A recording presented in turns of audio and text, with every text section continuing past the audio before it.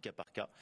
Eh bien, nous nous battons avec beaucoup de clarté et de vigueur. Le gouvernement, vous le savez, est au front pour, d'une part, dénoncer, mais exiger très clairement des contreparties, exiger des efforts, des accords au niveau de l'entreprise pour réengager le maintien de ces structures et ne pas céder à ce que j'appellerais du pur cynisme.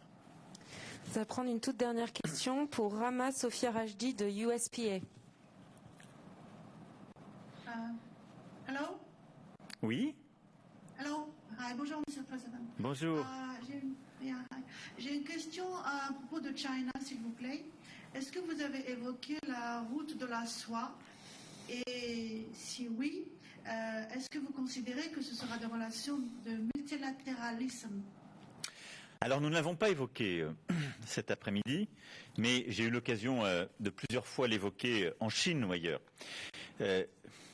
Les routes de la soie sont une stratégie, un concept géopolitique présenté par le président Xi Jinping et décliné par la Chine. Et ça a le mérite d'ailleurs d'être une proposition très forte, très claire.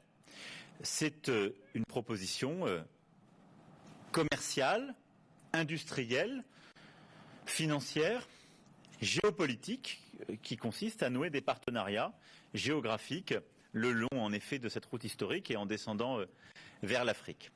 C'est aussi la structuration de points de relais d'influence géopolitique pour la Chine. Je pense qu'il faut respecter cette proposition qui est faite par la Chine à tous les États qui veulent y participer. Mais je pense que, d'abord, nous avons, je dirais, proposé, nous, plusieurs réponses.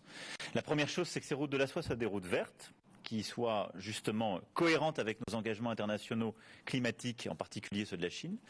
La deuxième chose, c'est que nous avons toujours insisté pour qu'elles s'articulent parfaitement avec la grammaire de la souveraineté et qu'elles soient aussi compatibles avec nous, notre souveraineté stratégique pour ce qui est de l'Europe.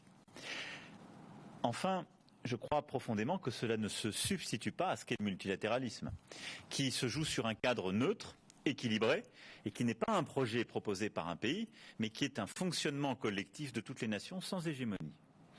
Le multilatéralisme